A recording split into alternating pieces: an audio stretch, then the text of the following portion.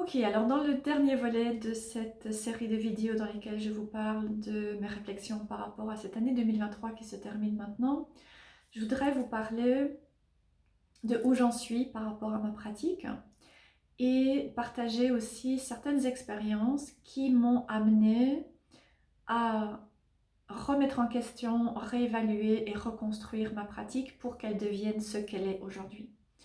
Donc si vous me suivez depuis un certain temps, vous savez qu'au cours de ces dernières années, j'ai connu beaucoup de pertes, de deuil et de destruction. Et au cours de 2023, 2023 a été une année tellement particulière et tellement ambivalente. D'une part, c'est une année qui a été très viscérale et très éprouvante. Et d'un autre côté, il y a eu beaucoup d'opportunités de guérison. Mais de manière générale, en 2023, il y a beaucoup de souffrance qui est remontée. Euh, j'ai aussi ressenti beaucoup de déception et j'ai été confrontée à beaucoup d'humiliation. Et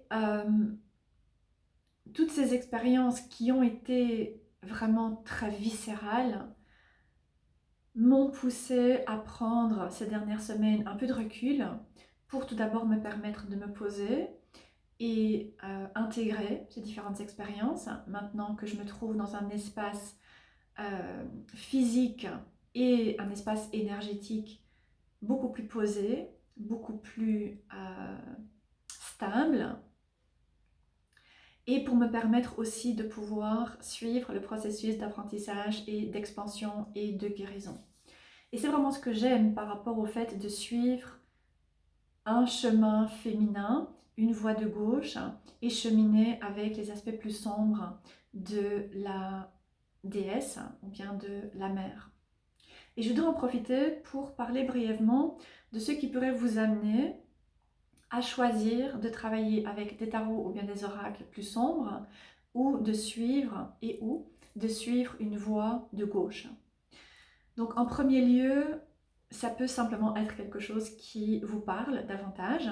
Vous pouvez être naturellement et spontanément plus attiré par ce style plus gothique, plus sombre, et donc vous retrouvez davantage dans des tarots et des oracles qui proposent ce style, tout comme des pratiques. Ça peut être quelque chose qui vous parle davantage, qui résonne avec vous. Ensuite, dans un second temps, des tarots, bien des oracles plus sombres et des pratiques plus sombres nous placent dans cet espace énergétique qui nous permet de pouvoir aller regarder à certains aspects plus sombres, certains aspects de nous-mêmes, certains aspects de notre vie, certains aspects de notre société aussi. Et des aspects qui, voilà, hein, par exemple, le deuil, la souffrance, le sentiment d'isolement, la perte, la maladie. Donc, différents aspects de l'expérience que notre société généralement préfère ne pas regarder, et donc par rapport à quoi, évidemment, elle se sent aussi relativement impuissante. C'est en tout cas ce que j'ai pu constater au cours de cette année. J'étais amenée à me tourner vers différentes personnes pour essayer de recevoir de l'aide, et de manière générale, j'ai pu constater euh, un réel sentiment d'impuissance par rapport à ce que je pouvais vivre. Et donc, lorsque nous vivons ces expériences, ou bien que certaines expériences nous amènent à nous retrouver face à ces aspects plus sombres de la vie et de nous-mêmes, eh bien, nous pouvons avoir l'impression de ne pas être comme les autres, de ne pas être normal, d'être malade, d'être fou, et nous pouvons aussi nous sentir particulièrement seuls. Et avoir l'impression que nous ne sommes en fait pas capables de vivre dans cette société et de gérer ces expériences que nous traversons. Et donc, suivre une voie de gauche ou bien travailler avec des outils qui nous permettent d'explorer des aspects plus sombres, eh bien, nous permet de pouvoir valider nos expériences et reconnaître qu'elles font partie de la vie et qu'elles sont tout aussi valides et valables que des expériences plus lumineuses. Nous vivons dans un monde de contraste et donc si nous voulons pouvoir accéder à la lumière, nous devons aussi accepter d'aller explorer des aspects qui sont dans l'ombre. Et donc ces pratiques et cette voie nous permet de pouvoir valider notre vécu et de pouvoir ensuite aussi nous ouvrir à construire des connexions et des relations qui sont plus profondes, qui sont plus authentiques et qui nous permettent de nous sentir soutenus sur notre chemin et donc de ne plus nous sentir aussi seuls.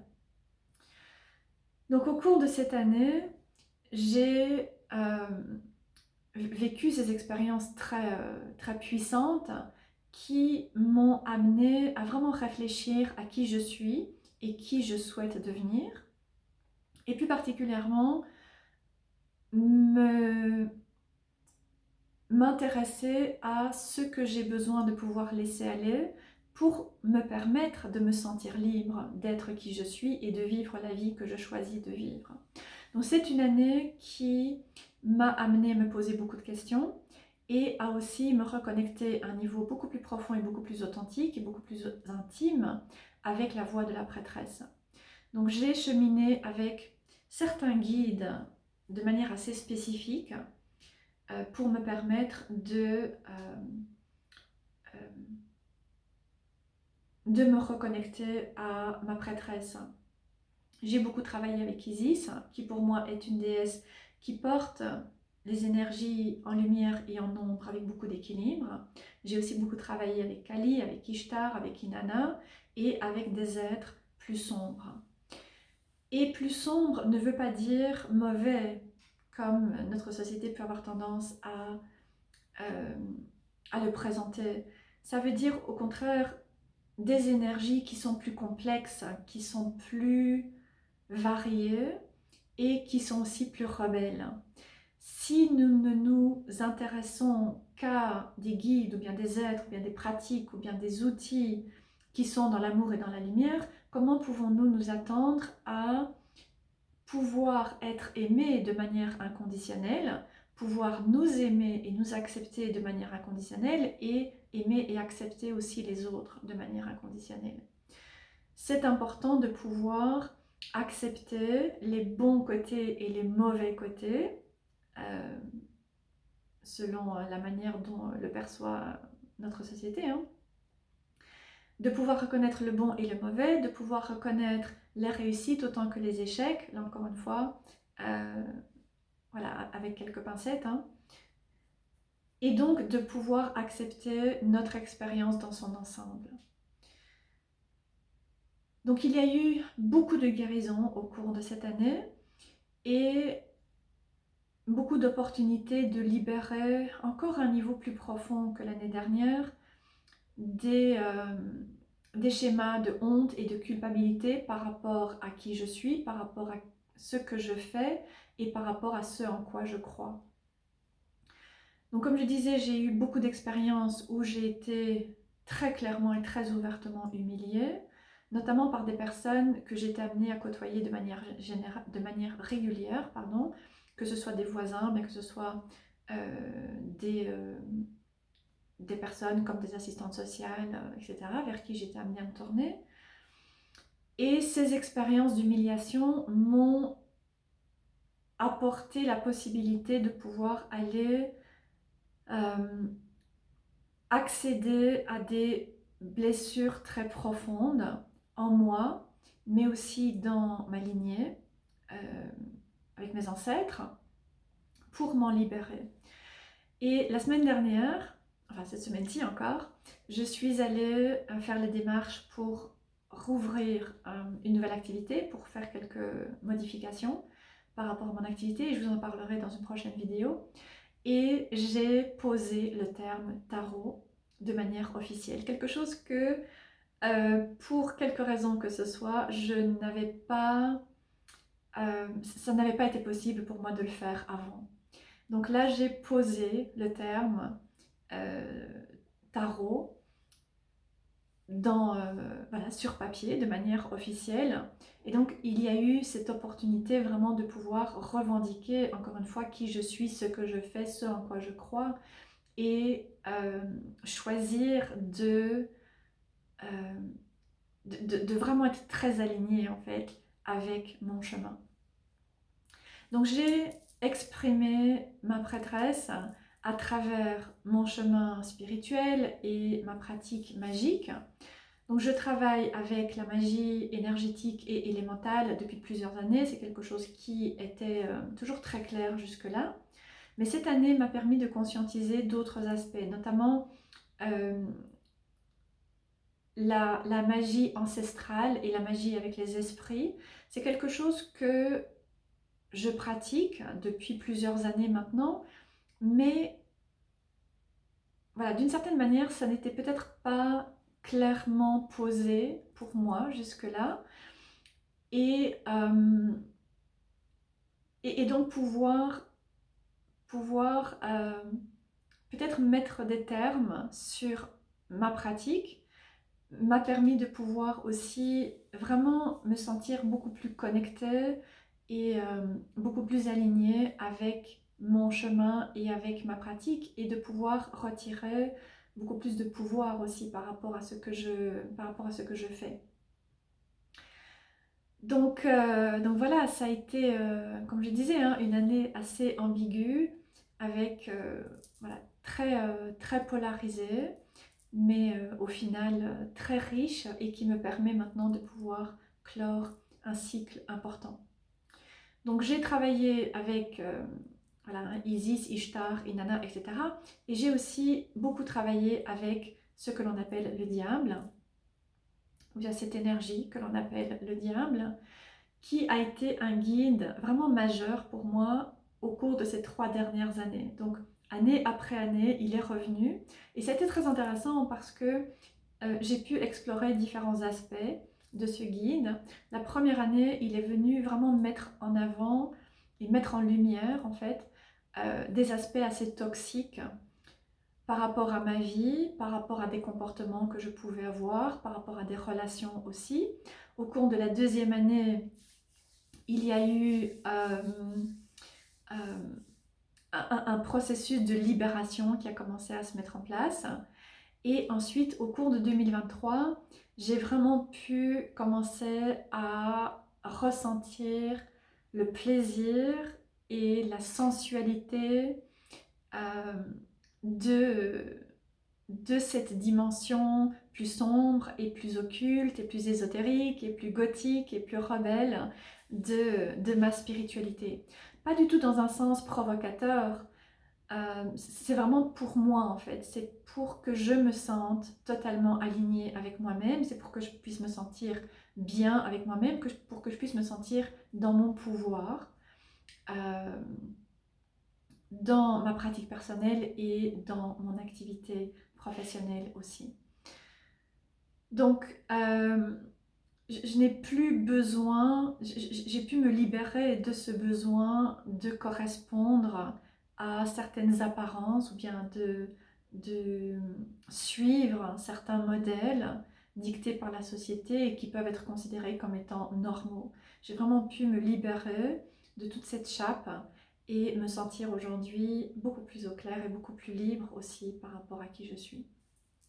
Et je porte un cœur en obsidienne noire pour me rappeler que je n'ai pas à être belle et gentille selon ce que préconise la société pour mériter d'être aimée. Donc c'est aussi un aspect de ma pratique que j'ai pu redécouvrir cette année et que j'ai pu surtout valoriser davantage. C'est ce que l'on appelle la glamour magic, la magie glamour.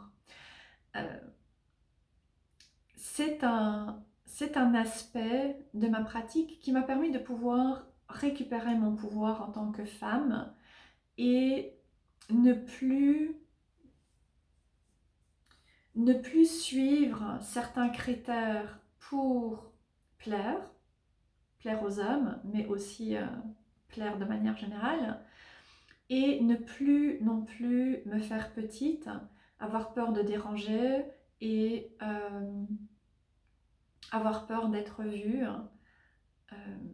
Voilà, différentes blessures que j'ai pu être amenée à conscientiser et à libérer. Et donc à vraiment pouvoir prendre ma place et pouvoir me montrer et être moi sans devoir ni me faire petite, ni me justifier, ni m'excuser de prendre de la place. Donc, depuis quelques années maintenant, je choisis de manière je choisis avec vraiment beaucoup d'intention les objets que j'ai chez moi, les bijoux que je porte, les vêtements que je porte. Je choisis les symboles, je choisis les couleurs, je choisis euh, des, euh, des matières, du maquillage, la couleur de mes cheveux, etc. Voilà, tout ça est fait avec beaucoup d'intention. Et cette année, j'ai vraiment pu approfondir encore cet aspect de ma pratique et le reconnaître comme faisant partie intégrale en fait de ma pratique spirituelle. Ce sont différents aspects de ma pratique qui me permettent de me sentir dans mon pouvoir, de me sentir alignée en tant que prêtresse, et je les ai donc vraiment intégrés à part entière dans ma pratique au cours de cette année. Ok, alors, je voulais vous parler aussi de différents livres que je suis en train de lire. Et j'en ai quelques-uns. Je vais commencer avec 3 livres qui vont en fait ensemble et qui vont faire le lien avec la vidéo dans laquelle j'ai parlé des tarots de cette année. Donc j'ai repris le Da Vinci Code. Je pense que j'en avais déjà parlé. Je pense que c'était plutôt cette année, puisque c'est vers le printemps, début de l'été, que j'avais trouvé ce livre dans une boutique de seconde main. Donc je l'avais acheté, mais je n'ai pas encore eu l'occasion de lire. Je suis en train de me plonger dedans. Et en parallèle, j'ai la vérité historique derrière le Code Da Vinci, dont je vous ai déjà parlé dans une vidéo précédente, qui est une sorte de glossaire ou bien de glossaire en fait de différentes thématiques qui sont abordées dans le roman Da Vinci Code. Et donc ici, l'autrice tente de faire la part entre la réalité et la fiction. Alors, comme j'en ai parlé dans la vidéo dans laquelle j'ai présenté ce livre, et j'essaierai de retrouver le lien,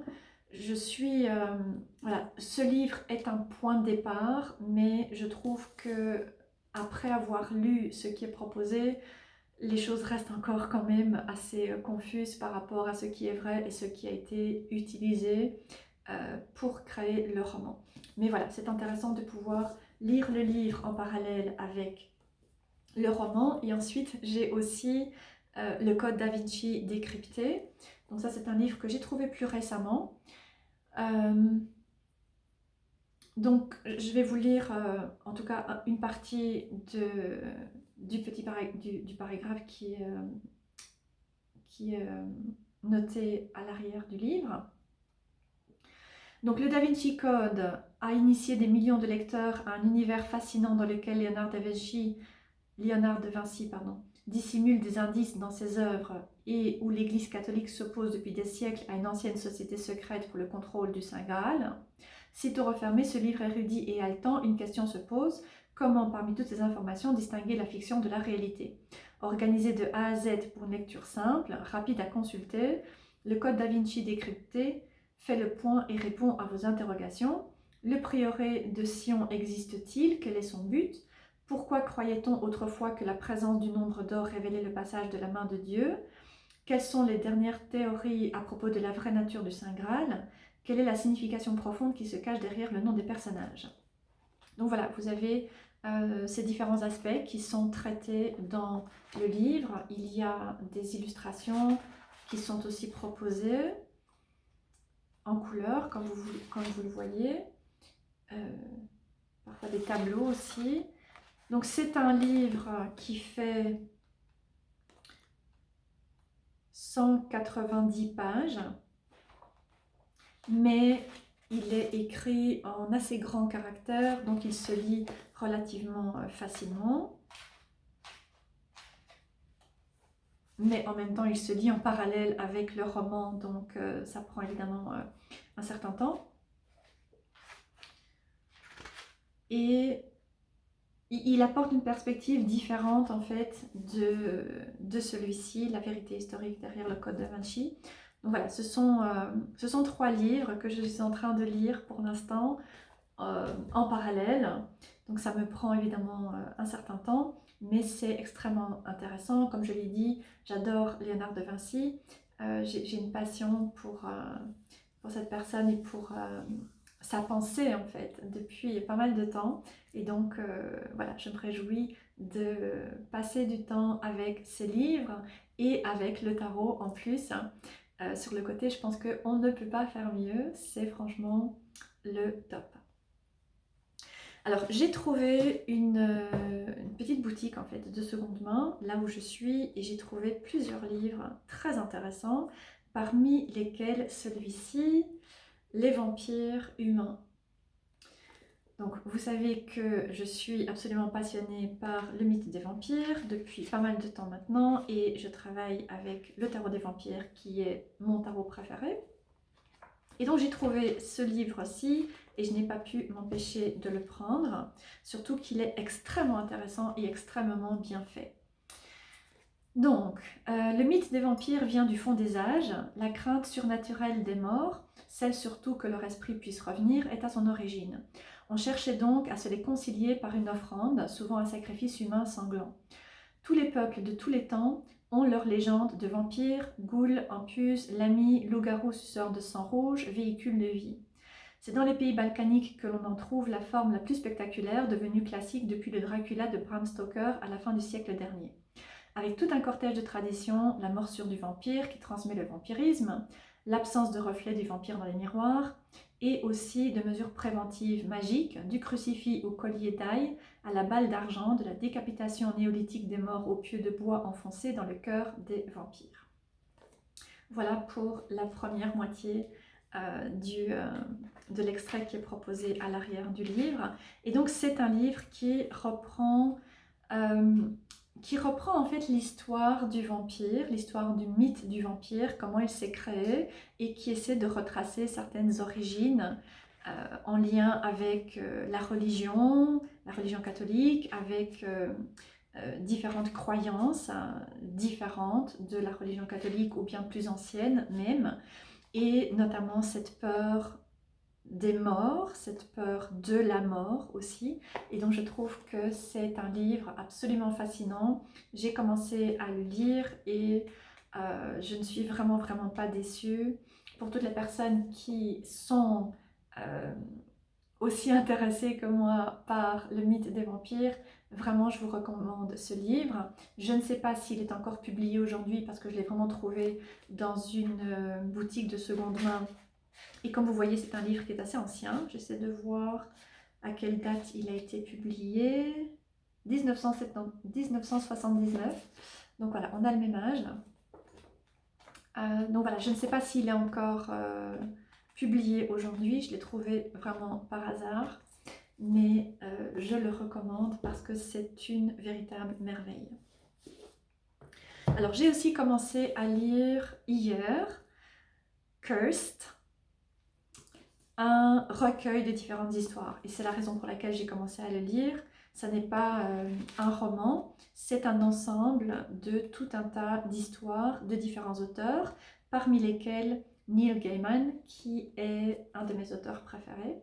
J'ai d'ailleurs plusieurs livres de Neil Gaiman qui m'attendent et que j'espère pouvoir lire en début d'année 2024.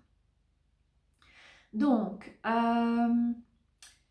je ne vais pas vous le lire ce qui est repris à l'arrière puisque c'est écrit en anglais, mais de manière générale, c'est un livre qui parle évidemment des contes de fées, hein, et qui mêle en fait les contes de fées, les malédictions et les sorts, hexes, en lien avec les monstres et les mythologies.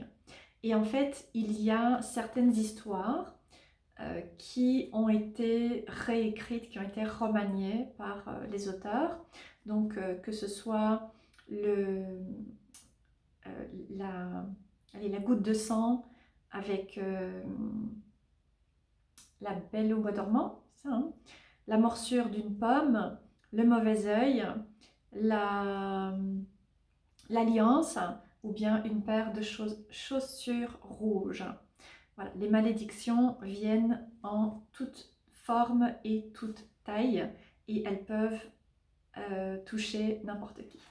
C'est un livre qui est assez intéressant, qui est très particulier. Pour l'instant, j'ai lu les deux premiers contes. Voilà, et c'est, comme je disais, c'est assez particulier. Donc le premier, c'était Castle Cursed. Ah non, j'ai... Castle Cursed, je l'ai lu. As Red as Blood, as White as Snow. Celui-là, je ne l'ai pas lu. Je suis directement allée à Trollbridge de Neil Gaiman, que j'ai terminé de lire hier. Voilà. Henry and the Snakewood Box, Skin, Fate and Fred, The Black Fairy's Curse. Fairy, Werewolf and Vampire Zombie, Little Red, The Girl from Hell, Castle Waking. Et personnellement, j'adore la couverture. Voilà. Et ensuite, j'ai un livre que j'ai sur ma table de nuit depuis pas mal de temps maintenant. Et de temps en temps, je me souviens que je ne l'ai pas encore lu. Et donc, je lis un passage. C'est aussi un recueil de différentes histoires. Donc, c'est un livre qui s'appelle Sleepily Ever After. J'adore le titre. Et c'est un recueil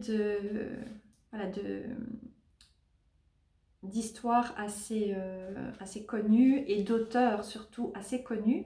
Et j'avais envie de pouvoir lire différents auteurs de manière relativement courte pour simplement sentir si j'avais envie de passer à un roman plus complet.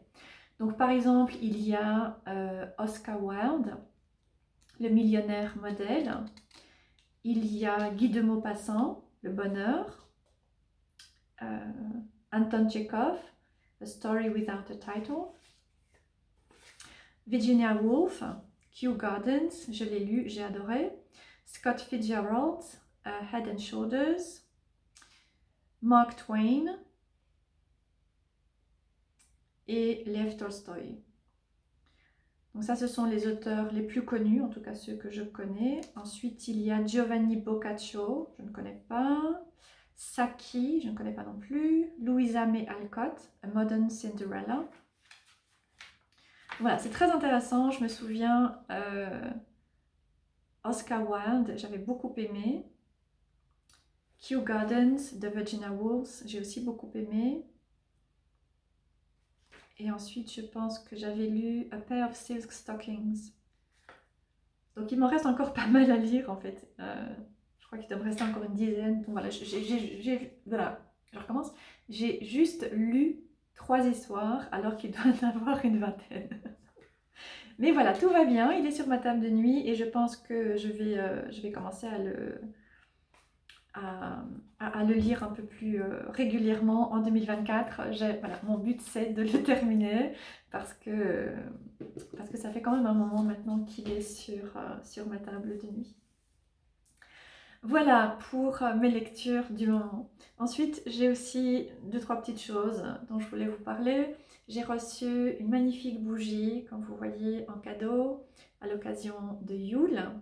Et elle sent particulièrement bon, c'est une bougie 100% naturelle à la fleur d'osmanthus.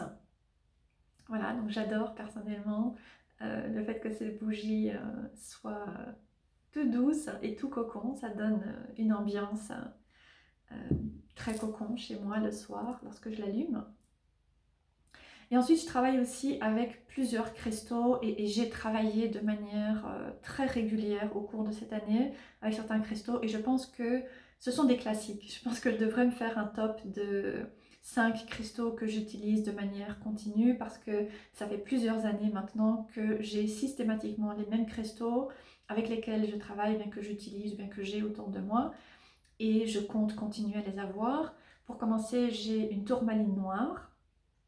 Je ne peux pas m'imaginer vivre sans cette tourmaline noire. Euh, je suis quelqu'un, comme j'ai dit, hein, je pratique la magie ancestrale et je travaille avec les esprits aussi. Ça veut dire que le soir ou bien en plein milieu de la nuit, j'ai tendance à facilement me trouver en état de canalisation et donc à ne pas pouvoir dormir et me reposer suffisamment. Donc quand je sens que je suis dispo, voilà, je suis prête à pouvoir interrompre mon sommeil pour écouter les messages, et bien je me lève et je note, souvent c'est aux environs de 3 heures du matin, mais quand je sens que je suis fatiguée et que vraiment j'ai besoin de mon sommeil, j'ai ma tourmaline noire avec moi. Euh, qui me permet de pouvoir m'ancrer et revenir dans le corps physique, sortir du plan astral, revenir dans le physique et donc pouvoir quelque part couper en fait la connexion et, euh, et voilà, demander à ce qu'on me rappelle plus tard. Donc la tourmaline noire, elle est dans mon lit, elle est près de moi et je ne l'utilise pas nécessairement tous les jours, mais comme je disais, je ne peux pas m'imaginer ne pas avoir de tourmaline avec moi. En tant que personne sensible, intuitive et qui travaille avec les esprits, c'est pour moi une nécessité absolue. Donc voilà, tourmaline noire. Ensuite, j'ai beaucoup travaillé cette année avec l'obsidienne acajou. Alors j'ai beaucoup travaillé de manière générale avec les obsidiennes cette année.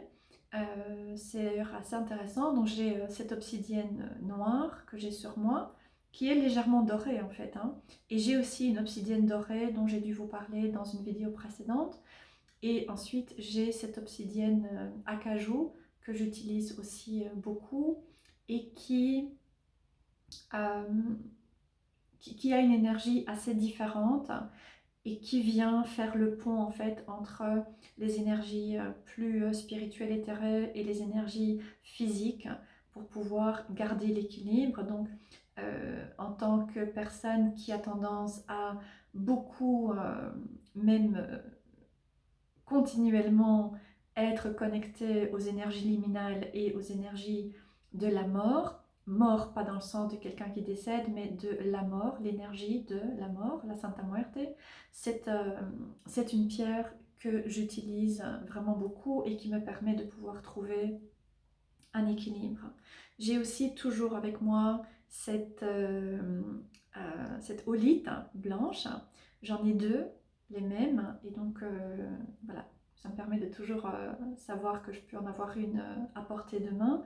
J'aime énormément la olite, pour moi elle porte l'énergie de la lune et elle me permet de pouvoir me relier à la lune et à mon intuition, à la créativité, à la connexion avec les guides, etc. Donc c'est une pierre qui est aussi absolument fondamentale à ma pratique et sans laquelle je ne pourrais pas vivre. Et ensuite,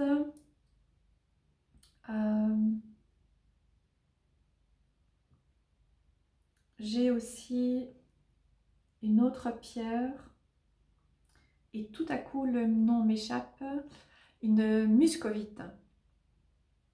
Voilà, muscovite. C'est une pierre que j'utilise aussi pour me relier à mes guides. Et donc je l'ai aussi généralement sur mon autel ou bien très rarement dans ma chambre. Généralement elle est sur mon autel, soit sur mon autel privé, soit sur mon autel de travail en fonction de ce que j'ai prévu pour la journée. Mais en tout cas, elle est toujours là et j'aime beaucoup l'utiliser. Voilà, ce sont les différentes choses dont j'avais envie de vous parler aujourd'hui par rapport à ma pratique et par rapport à cette année 2023 qui, encore une fois, a été vraiment particulière et euh, il y a des moments qui ont été très vite, il y a des moments qui ont été très longs et euh, j'ai vraiment senti que j'avais du mal à pouvoir suivre la cadence par moment, mais elle m'a aussi beaucoup apporté et elle m'a permis de vraiment enrichir ma pratique et enrichir aussi ma connaissance de moi-même et ma compréhension de moi-même. Alors j'ai une bague en pierre de lune que je viens tout juste de casser. Donc voilà, il est temps de laisser cette pierre retourner à la terre. Je l'ai depuis l'année passée, je pense.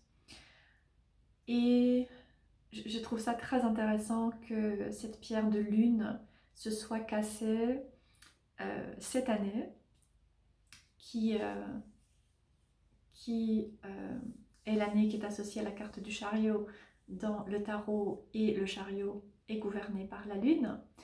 Et ce mois de décembre en particulier qui porte une énergie de la mer très claire. Donc voilà, ça n'est pas du tout anodin que cette pierre se soit cassée ici autour de la pleine lune en Cancer. Donc il y a ce cycle qui vient de se terminer dans ma vie, ce cycle par rapport à une énorme purge et une énorme guérison au niveau de blessures très profondes en lien avec la femme et avec la mère. Donc voilà, j'ai encore la bague, mais je vais devoir me résoudre à m'en séparer puisque la pierre est cassée.